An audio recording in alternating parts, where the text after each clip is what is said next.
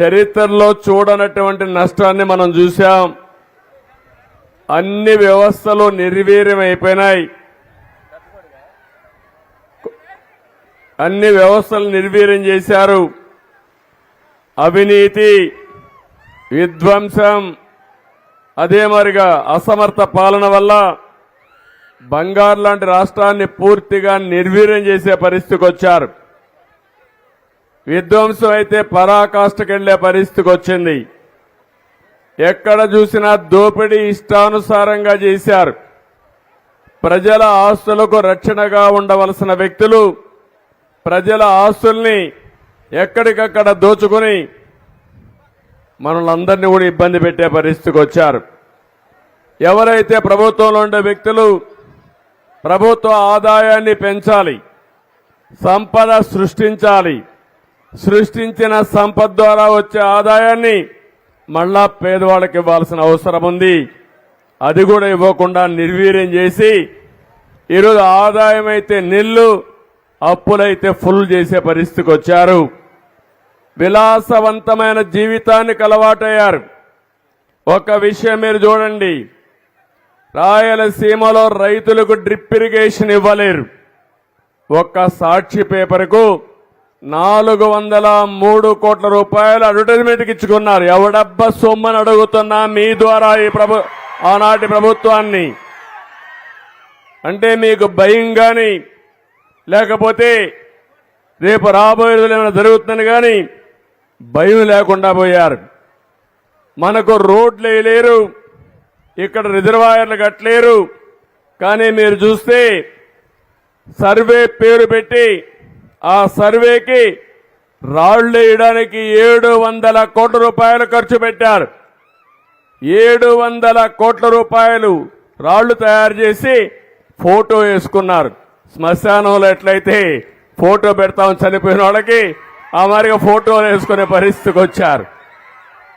దీని ఖర్చు 700 కోట్ల రూపాయలు. ఇప్పుడే నేను వెళ్ళాను. ఓబడమ్మకైతే ఇల్లు లేదు కానీ ఉండే ఇల్లు కూడా ఉరుస్తా ఉంది. కానీ ఈ మహానుభావుడు 500 కోట్ల రూపాయలు ఖర్చు పెట్టి విశాఖపట్నం ఋషికొండలో ప్యాలెస్ కట్టుకుంటున్నాడు. అంటే రాజులమా మనం? లేకుంటే మనం ఏమన్నా నియంతలమా మనం? నేను అడుగుతున్నా, ఈరోజు నేను ఇక్కడికి వచ్చాను, హంగామాలు ఉన్నాయా తల్లి అని అడుగుతున్నా మిమ్మల్ని. పరదాలు కట్టావా అని అడుగుతున్నా నేను. చెట్లు నరికేసావా అని అడుగుతున్నా నేను.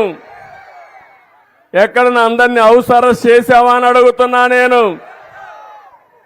మేము పాలకులం కాదు, సేవకులం. ఆ విషయం మీరు గుర్తుపెట్టుకోవాల్సిన అవసరం ఉంది. అంతకంటే నియంతలు చేయని పనులు చేశారు. దుర్మార్గమైన సంస్కృతికి శ్రీకారం చుట్టారు. దొరికింది దోచుకుని ఇటీవల కాలంలో నేను చాలా సమీక్షలు చేస్తున్నాను. మీకు ఇప్పటికే 7 వైట్ పేపర్ల ద్వారా వాస్తవాలను తెలియజేయాలని నేను 7 వైట్ పేపర్లు రిలీజ్ చేశాను. మళ్ళీ ఇప్పుడు మీ యొక్క మెరుగైన సేవలు అందించడానికి, ఆదాయాన్ని పెంచడానికి మీకు కార్యక్రమాలతో ముందుకు పోయే పరిస్థితికి వచ్చాం. నేను ఒకే విషయం అడుగుతున్నాను. ఒకప్పుడు అనంతపురం జిల్లా, కరువు జిల్లా. నేను కూడా ఒకప్పుడు ముఖ్యమంత్రిగా ఉండి ఈ జిల్లాలో నీళ్లు లేకపోతే కరువు వస్తే పశువులకు క్యాంపులు పెట్టే సందర్భం ఉంది. కనీసం పశువులను మేపుకోలేమంటే, ఇంటి దగ్గర గడ్డి లేదంటే ఏం చేయాలో తెలియకుండా ఎక్కడన్నా చెరువులుంటే, రిజర్వాయర్లుంటే అక్కడ తీసుకుపోయి అక్కడే మీ పశువులకు క్యాంపులు పెట్టి తర్వాత కరువు పోయిన తర్వాత మీకు పంపించిన రోజులు గుర్తుపెట్టుకోవాలి మీరు.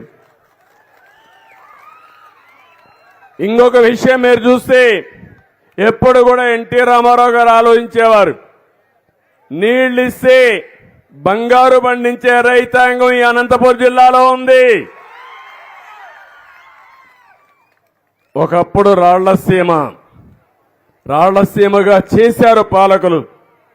కానీ ఈరోజు నేను హామీ ఇస్తున్నా, అలాంటి రాళ్లసీమని రతనాల సీమగా చేసే బాధ్యత మాది.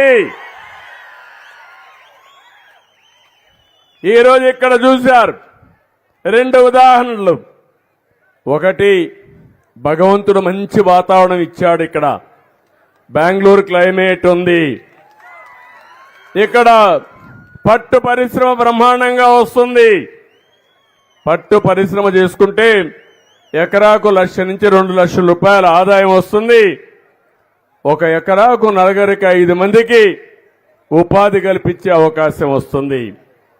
ఈరోజు మనం చూసాం, మనం మంచి పని చేస్తున్నాం కాబట్టి వరుణ దేవుడు కూడా సహకరించాడు.